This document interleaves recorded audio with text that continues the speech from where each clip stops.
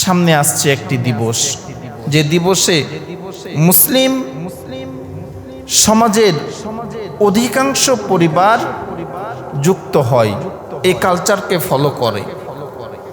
সেই কালচারের নাম হলো 31st নাইট, 31শে ডিসেম্বর সামনে আসছে। যুবক ভাইরা মানসিকভাবে প্রস্তুতি নিচ্ছে, ডেকোরেটরের বিভিন্ন সামগ্রী আগে থেকে বাড়িতে নিয়ে এসে জড়ো করছে, পরে যে পাবে না এই জন্য। বাড়িঘর লাইটিংয়ের সামগ্রী, লাইটিং বিভিন্ন যে সামগ্রীগুলো আছে এগুলো আগে থেকেই বাড়িতে নিয়ে এসে স্টক করছে। তো এই যে 31st নাইট, এটি উদযাপন করা, এটাকে মুসলমানের কোনো কালচার? মুসলমানের কালচার নয়, এমনকি বাঙালি সংস্কৃতিতেও এটা নাই। এটা ইহুদি নাসারাদের কালচার। আর আল্লাহ ডাইরেক্ট সূরা মাইদার 51 নম্বর আয়াতে বলেছেন যে ইহুদি নাসারার কালচার যদি তোমরা ফলো করো তাহলে তোমরা আর মুসলমান থাকবে না, তোমরাও তাদের দলভুক্ত হয়ে যাবে, ইহুদি নাসারা হয়ে যাবে। তো আল্লাহ আমাদেরকে আদেশ করলেন, ইয়া আইয়ুহাল্লাযীনা আমানু দুখুলু ফিস সিলমি কাফা, ওহে ঈমানদারেরা তোমরা ইসলামের মধ্যে পরিপূর্ণ দাখিল হও। এমন না যে ইসলামের কিছু বিধান মানলে কিছু মানলে না, যেটা সুবিধাজনক মনে হলো সেটা আমল করলে, যেটা কষ্টকর মনে হলো সেটা করলে না, এরকম না, পরিপূর্ণ ইসলামের মধ্যে দাখিল হও। তো এই আল্লাহর আদেশটা মানা, আমল করা, এটা আমাদের সকলের জন্যই জরুরি, সকলের জন্যই কল্যাণকর। আল্লাহ আমাদেরকে যে আদেশগুলো করেছেন এটা আমাদের জন্য মঙ্গল, আমাদের ভালো হবে, এই জন্যই আল্লাহ আদেশ করেছেন। মানুষের খারাপ হোক, অমঙ্গল হোক, এমন কিছু কি আল্লাহ আদেশ করেছেন? করেন নাই।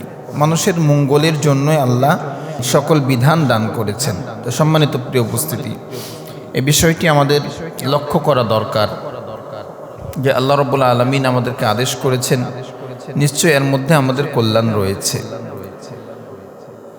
আল্লাহ রাব্বুল আলামিন পবিত্র কোরআনুল কারীমের 2 নম্বর সূরা সূরাতুল বাকারা 208 নম্বর আয়াতে বলেন, ইয়া আইয়ুহাল্লাযীনা আমানু দুখুলু ফিস সিলমি কাফা ওয়ালা তাত্তাবিউ খুতুওয়াতিশ শাইতান ইন্নাহু লাকুম আদুউম মুবিন। আল্লাহ রাব্বুল আলামিন বলেন, ওহে দুনিয়ার ঈমানদারেরা, উদখুলু ফিস সিলমি কাফা, ইসলামের মধ্যে পরিপূর্ণ দাখিল হও। ওয়ালা তাত্তাবিউ খুতুওয়াতিশ শাইতান, শয়তানের পদঙ্ক অনুসরণ করো না। ইন্নাহু লাকুম আদুউম মুবিন, শয়তান তোমাদের জন্য প্রকাশ্য শত্রু। শয়তান আমাদের কি? প্রকাশ্য শত্রু। শয়তান কখনো চায় না যে আমরা ভালো কিছু করি।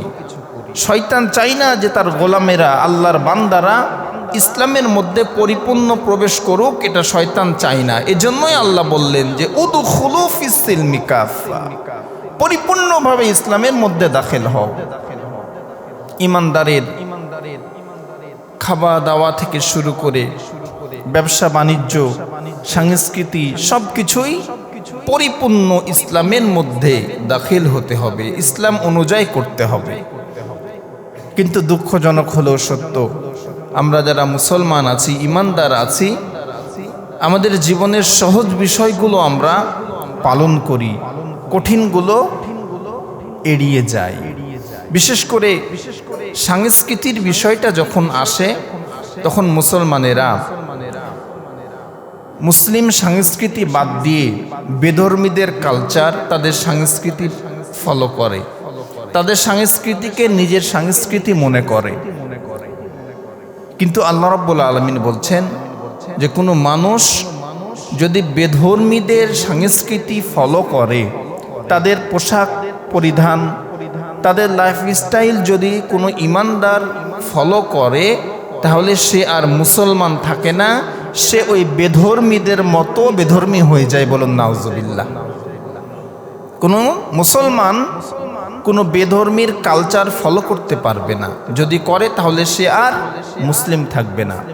আল্লাহ রাব্বুল আলামিন পবিত্র কোরআনুল কারীমের 5 নম্বর সূরা সূরাতুল মাইদার 51 নম্বর আয়াতে বলেন, ইয়া আইয়ুহাল্লাযীনা আমানু লা তাত্তাখিযুল ইয়াহুদা ওয়ান নাসারা আউলিয়া বা'দুহুম আউলিয়াউ বা'দ ওয়া মান ইয়াতাওয়াল্লাহুম মিনকুম ফাইন্নাহু মিনহুম ইন্নাল্লাহা লা ইয়াহদিল কওমায যালিমিন। আল্লাহ রাব্বুল আলামিন বলেন, ইয়া আইয়ুহাল্লাযীনা আমানু, ওহে দুনিয়ার ঈমানদারেরা, লা তাত্তাখিযুল ইয়াহুদা ওয়ান নাসারা, তোমরা ইহুদি নাসারার কালচারকে ফলো করো না। বা'দুহুম আউলিয়াউ বা'দ, এরা একে অপরের বন্ধু, তোমাদের কিন্তু বন্ধু না। ইহুদি আর নাসারা এরা একে অপরের বন্ধু, মুসলমান তোমাদের বন্ধু না।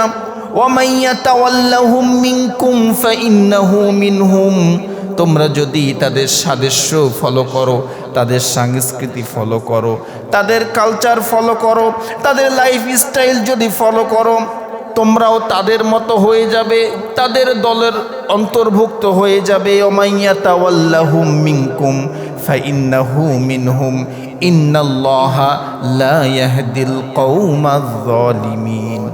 তোমরা যদি তাদের কালচার ফলো করো, তোমরাও তাদের দলভুক্ত হয়ে যাবে, আর আমি জালেম সম্প্রদায়কে হেদায়েত দিই না। তো আমরা যদি ইহুদি নাসারার কালচার ফলো করি, তাদের সংস্কৃতি ফলো করি, তাহলে আমরা আর কি থাকবো না ভাই? মুসলিম থাকবো না, ইমানদার থাকবো না, আমরাও ইহুদি নাসারা খ্রিস্টান হয়ে যাব যদি তাদের কালচারকে ফলো করি।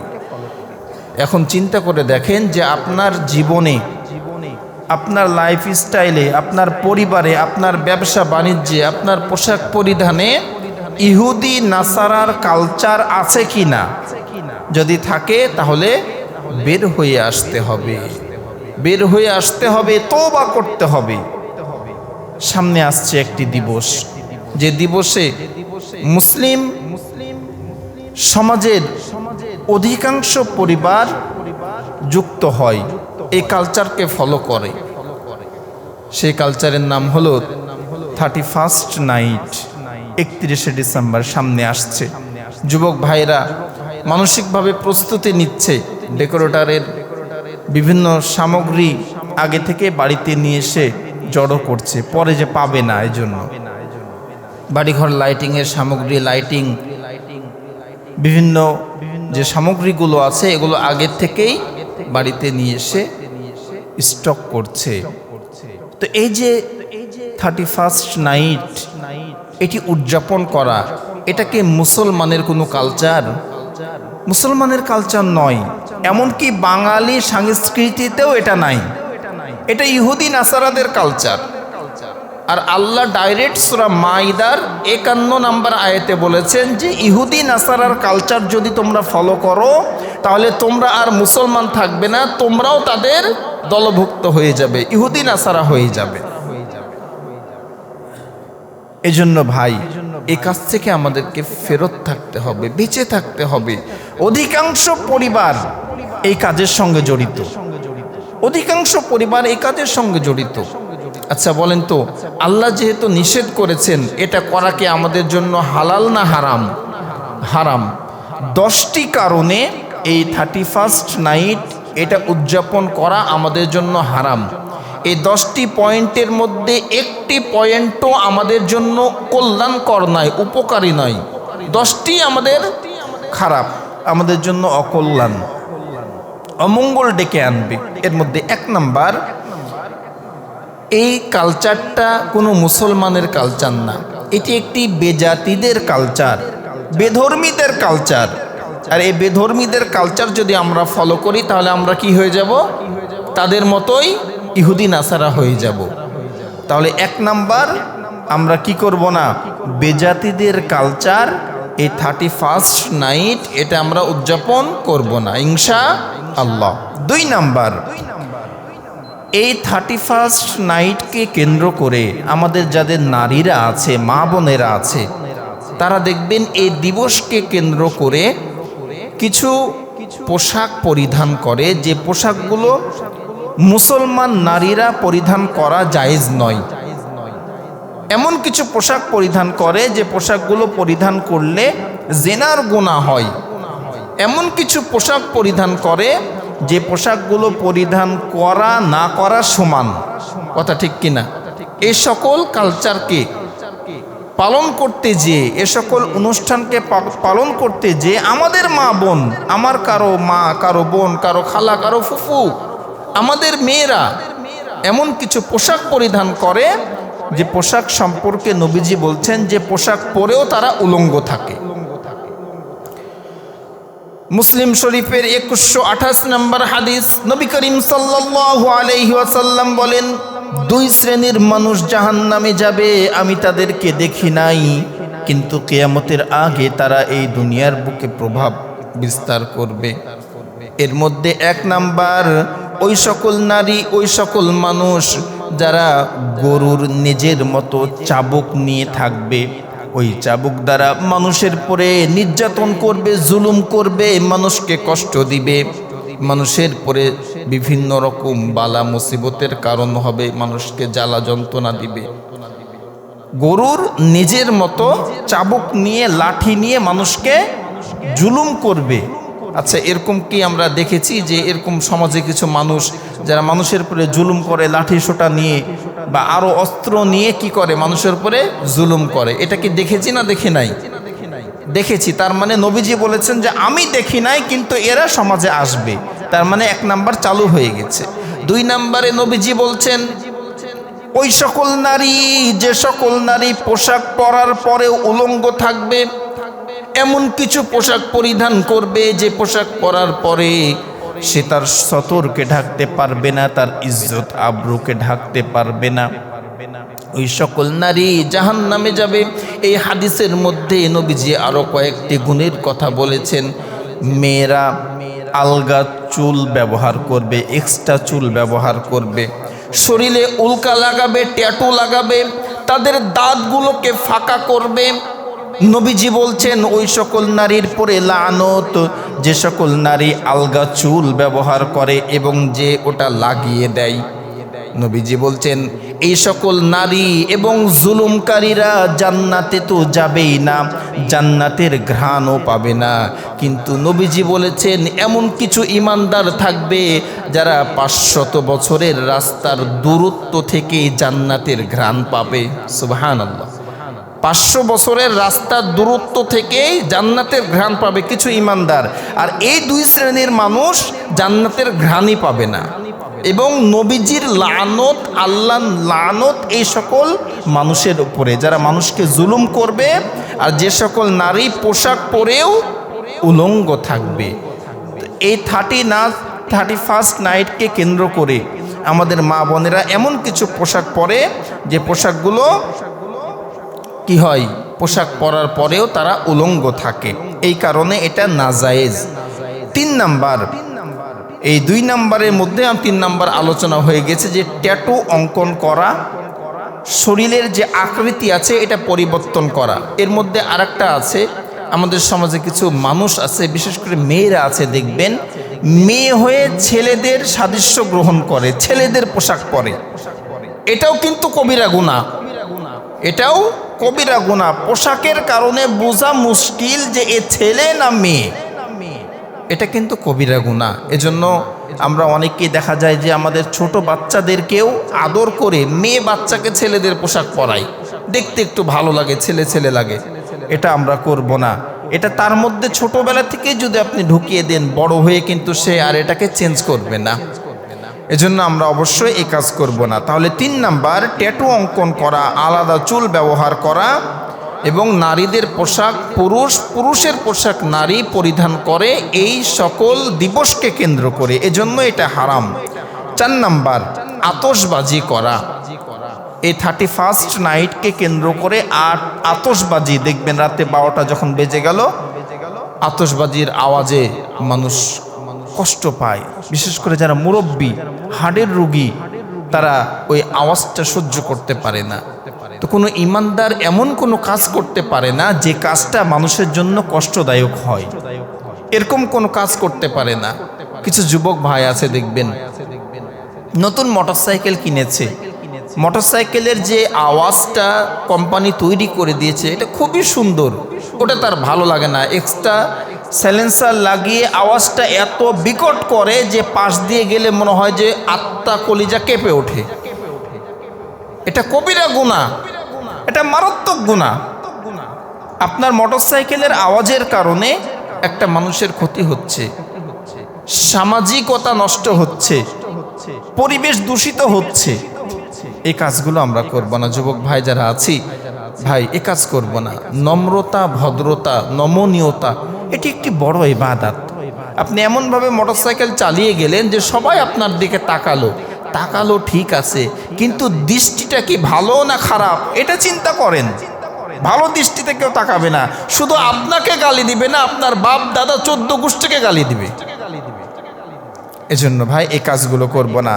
তাহলে 4 নাম্বার 31st নাইট এটা হারাম হওয়ার পিছনে কারণ হলো এই রাত্রিতে আতশবাজি ফুটে অনেক, আর এই কারণে অনেক মানুষের কষ্ট হয়। 5 নাম্বার এই রাত্রিতে গান বাজনা হয়, এই রাত্রিকে কেন্দ্র করে গান বাজনার আয়োজন করা হয়। আচ্ছা আপনারা বলেন তো এই গান বাজনা এটা কি হারাম না হালাল? শুধু হারামই না, এই যে হারাম কাজটা আপনি করছেন নিজে গুনাহ কামাচ্ছেন এবং যাদেরকে শোনাচ্ছেন তাদের গুনাহও আপনি কামাচ্ছেন। এমন কিছু পাপ আছে যেগুলো করার জন্য শুধু নিজের আমলেই গুনাহ হবে, আর এমন কিছু গুনাহ আছে যেগুলো করার জন্য আপনি নিজের আমলে তো গুনাহ করছেন, আরেকজনের যে গুনাহ হচ্ছে এটার ভাগও আপনার আমলে এসে যোগ হবে। আপনি জোরে জোরে বক্সে গান বাজাচ্ছেন, এই বাজানোর কারণে একটা মানুষ ওই গান শুনলো, শোনার পরে সে মন থেকে সে গানটাকে আরো গাইতে শুরু করলো, সে এটাকে অ্যাকসেপ্ট করলো, এটা যে সে গ্রহণ করলো এই কারণে তারও গুনাহ হবে এবং আপনি যে শোনালেন আপনার আমলেও তার গুনাহ যোগ হবে। তো কত মানুষ এই গানটা শুনবে, কত মানুষের গুনাহ আপনার আমলে যোগ হবে। এজন্য এই কাজগুলো আমরা করব না ভাই। এই গান বাজনা সম্পর্কে নবীজি বলছেন যারা গান বাজনা শুনবে তাদের কানের মধ্যে সীসা গরম করে এটাকে তরল করে তাদের কানের মধ্যে ঢেলে দেওয়া হবে। এই কাজ করব না ইনশাআল্লাহ। 6 নাম্বার এই 31st নাইট এটা হারাম হওয়ার পিছনে কারণ হলো এই রাত্রিতে মদ নেশা দ্রব্য সেবন করা হয়, খাওয়া হয়। আমাদের রাজশাহীতে হয়তো বা এখনো অত এটা চালু হয় নাই, কিন্তু আপনি ঢাকা শহরে যান, এই রাত্রিকে কেন্দ্র করে বড় বড় পার্টির অ্যারেঞ্জ করা হয়। ওখানে মদ, জুয়া এবং বেগানা নারী নিয়ে এসে পরিবেশটাকে একটা গুনার পরিবেশ তৈরি করা হয়। যদিও বা এখনও আমাদের রাজশাহীটাতে ওরকম বার তৈরি হয় নাই, সামাজিকভাবে বন্ধুবান্ধব দিয়ে যতটুকু করি এটা আলাদা, কিন্তু প্রাতিষ্ঠানিকভাবে এটাকে অ্যারেঞ্জ করা হয়। ঢাকা শহরে গেলে অ্যাভেলেবল পাবেন আপনি, বিদেশ থেকে নর্তকী নিয়ে এসে নাচানো হয়, অনেক দাম দিয়ে টিকিট ক্রয় করে আমাদের সন্তানেরা। তাহলে এই যে নেশাদ্রব্য এটা কি হালাল না হারাম? এটা তো হারাম। আল্লাহ ডাইরেক্ট কোরআনে এটা নিষেধ করেছেন। আল্লাহ রাব্বুল আলামিন পবিত্র কোরআনুল কারীমের সূরাতুল মাইদা 90-91 নম্বর আয়াতে বলেন, ইয়া আইয়ুহাল্লাযীনা আমানু ইন্নামাল খামরু ওয়াল মাইসিরু ওয়াল আনসাবু ওয়াল আজলামু রিজজুম মিন আমালিশ শাইতান। আল্লাহ রাব্বুল আলামিন বলেন, মদ, জুয়া, মূর্তি পূজা, ভাগ্য নির্ণয়ন করার যত বস্তু আছে এগুলো সব নাপাক, এগুলো সব খারাপ, এগুলো শয়তানের কাজ। ফাজতানিবুহু লাআল্লাকুম তুফলিহুন। আল্লাহ বলছেন এগুলো শয়তানের কাজ, এগুলো খারাপ কাজ, এগুলো নাপাক কাজ। এই নাপাক কাজ থেকে তোমরা বেঁচে থাকো, এই খারাপ কাজ থেকে বেঁচে থাকো। এর মধ্যে 1 নম্বরে আল্লাহ বলেছেন মদ। এই মদ শুধুই মদ না, নেশা দ্রব্য যা কিছু আছে এই মদের মধ্যেই সব সীমাবদ্ধ। তাহলে মদ, জুয়া, মূর্তি পূজা এবং ভাগ্য নির্ণয়ন করা, ভাগ্য দেখা যত মাধ্যম আছে এগুলো সব কি খারাপ শয়তানের কাজ। 6 নাম্বার শুনলাম। 7 নাম্বার, এই 31st নাইটকে কেন্দ্র করে অর্থের অপচয় হয়। অর্থের অপচয় হয় কি না? এই রাতকে কেন্দ্র করে এই যে আপনি বিভিন্ন লাইটিং নিয়ে আসছেন, বক্স ভাড়া করে আনছেন, পিকনিকের ব্যবস্থা করছেন, বাজার করছেন, এই যে খরচগুলো করছেন সবগুলোই অপচয় এবং সবগুলোই হারাম। এই অর্থের হিসাব আল্লাহর কাছে আপনাকে দিতে হবে। আর অপচয় সম্পর্কে আল্লাহ বলছেন যে অপচয়কারী শয়তানের ভাই। যদি কেউ শয়তানের ভাই হতে চান তাহলে করেন, শয়তানের ভাই বলে নিজেকে পরিচয় দিবেন। আল্লাহ রাব্বুল আলামিন পবিত্র কোরআনুল কারীমের 17 নম্বর সূরা বানী ইসরাঈলের 26 এবং 27 নম্বর আয়াতে আল্লাহ বলছেন ইন্নাল মুবাযযিরিনা কানু ইখওয়ানাশ শায়াতিন ওয়া কানাশ শাইতানু লিরাব্বিহি কাফুরা।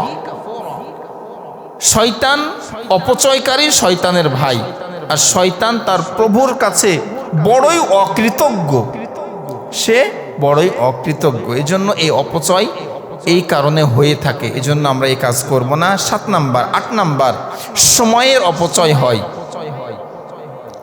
এই প্রোগ্রামকে কেন্দ্র করে 2 দিন 3 দিন আগ থেকে দেখা যায় যে বাজার হাট ইত্যাদি আমরা শুরু করি, আর সেই দিন রাত তো সারা রাতই নষ্ট হয়ে যায়। এরপরে 9 নাম্বার, এই রাতকে কেন্দ্র করে কিছু শিরকি স্লোগান মানুষ ব্যবহার করে। পয়লা বৈশাখ, এরপরে 31st নাইট, এগুলোকে কেন্দ্র করে এমন কিছু স্লোগান আমাদের সমাজে চালু আছে যেগুলো শিরকি। এর মধ্যে একটা এরকম যে যারা এগুলো পালন করে, বিশেষ করে যারা ইহুদিরা বা খ্রিস্টানরা, এটাকে এই কারণেই করে যে বছরের শুরুটা যদি আনন্দ দিয়ে আমি শুরু করি তাহলে সারা বছরই আমার ভালো যাবে। এটা একটা তাদের ধারণা। এই ধারণাটা এটি একটি শিরকি ধারণা। ভালো মন্দ করার একমাত্র মালিক কে বলেন তো? আল্লাহ। তো আমি একটা কাজের শুরুতে আনন্দ দিয়ে গান বাজনার মাধ্যমে যদি শুরু করি, এটা যদি আমার জন্য কল্যাণকর হয়, এটা যদি আমি চিন্তা করি, তাহলে এটা শিরকি চিন্তা। এজন্য এই কাজ করা যাবে না। সর্বশেষ 10 নম্বর যে ক্ষতিটা হয়, এই রাত্রিতে অনেক জেনা ব্যভিচার সংগঠিত হয়। এই রাত্রিতে অনেক জেনা ব্যভিচার সংগঠিত হয়, অনেক খারাপ কাজ হয়। আরে জেনা করা এটা মারাত্মক গুনার কাজ। আল্লাহ রাব্বুল আলামিন বলেছেন তোমরা জেনার কাছেও যেও না। জেনার কাছেও যেও না মানে জেনা যে সকল কাজের মাধ্যমে হয় এগুলো করো না। আর আমরা জেনা মানে ফাইনাল কাজ শেষ করে ফেলছি। এই রাত্রিতে অহরহ এগুলো হচ্ছে। আল্লাহ রাব্বুল আলামিন পবিত্র কোরআনুল কারীমের 17 নম্বর সূরাতুল বানী ইসরাঈল 32 নম্বর আয়াতে বলেন ওয়ালা তাকরাবুজ জিনা ইন্নাহু কানা ফাহিশাতাও ওয়া সাআ সাবিলা। তোমরা জিনার কাছেও যেও না, এটা ফাহিশা কাজ, খারাপ কাজ। ইন্নাহু কানা ফাহিশাতাও ওয়া সাআ সাবিলা। তোমরা জেনার কাছেও যেও না, জেনা করো না এই কথা কিন্তু আল্লাহ বলেন না, বলেছেন যে জেনার কাছেও যেও না, মানে যে সকল কাজের মাধ্যমে জেনা হয় এগুলো করো না, জেনার থেকে নিজেকে বাঁচিয়ে রাখো। তো ভাইরা আমার, এই 31st নাইট এটা কোনো দিক দিয়ে আমাদের জন্য কল্যাণকর নয়। এটা সম্পূর্ণ একটি মানে বোকামো কাজ। কোনো বিবেকবান মানুষ এটা করতে পারে না। সময়ের অপচয়, অর্থের অপচয়, গুনাহ কামাই করা কি দরকার ভাই? এজন্য আমরা যারা শুনছি, প্রথম পয়েন্টটা আমি আবার মনে করাই দিচ্ছি যে এটা ইহুদি নাসারাদের কালচার, এটা মুসলমানের কালচার না। যারা এটা পালন করবে তারা ইহুদি নাসারা হয়ে যাবে। যদি মুসলমান হয়ে থাকতে ভালো না লাগে তাহলে আপনি করেন, আমি বাধা দিব না। যদি ইহুদি নাসারা হতে চান তাহলে করেন। আল্লাহ ডাইরেক্ট বলেছেন পবিত্র কোরআনুল কারীমের সূরা মাইদা 51 নম্বর আয়াত, আল্লাহ বলেছেন যে যারাই ইহুদি নাসারাদের কালচার ফলো করবে তারা আর মুসলমান থাকবে না, তারা ইহুদি নাসারা হয়ে যাবে। তো যদি মুসলমান হয়ে থাকতে ভালো না লাগে করেন, আপনি কিন্তু মুসলমান থাকবেন না। আল্লাহ আমাদেরকে বোঝার তৌফিক দান করুন, বলছি আমিন। যদি করতেই চান যে হুজুর কিছু একটা করি, তাহলে একটা কাজ করবেন, আগের দিন রোজা রাখবেন। রোজা রেখে মনে মনে একটু নিজেকে নিয়ে অঙ্ক করবেন, হিসাব করবেন যে একটা বছর তো জীবন থেকে চলে গেল, একটা বছর জীবন থেকে পার হয়ে গেল, এক ধাপ কবরের দিকে অগ্রসর হলাম। একটা বছরে আমি কি করলাম, পরকালের জন্য কবরের জন্য কি করলাম। একটা বছর চলে গেল মানে জীবন থেকে এক বছর কমে গেল। তো এক বছরে আমি আমার জন্য কি তৈরি করলাম, কবরের জন্য কতটুকু প্রস্তুতি নিলাম, একটু চিন্তা করবেন। আর যা হয় নাই, যা করতে পারেন নাই এক বছরে, এটা করার জন্য নিজেকে প্রস্তুত করবেন। যে একটা বছর তো চলে গেল, আমার তো নামাজ ঠিকভাবে আদায় করা হয় নাই, অনেক নামাজ কাজা হয়েছে, আল্লাহর অনেক বিধান আমি অমান্য করেছি, তো আল্লাহ একটা বছর চলে গেল, সামনে বছরে আমি আর করব না, এরকম প্রস্তুতি গ্রহণ করবেন। নিজেকে নিজের প্রতিশ্রুতি করবেন যে যা হয়েছে এক বছর হলো আর যেন না হয়। এগুলো করেন, এতে আপনার কল্যাণ হবে। কিন্তু আমাদের যুবকেরা যা করছে এতে অকল্যাণ, এতে কোনো লাভ নাই ভাই।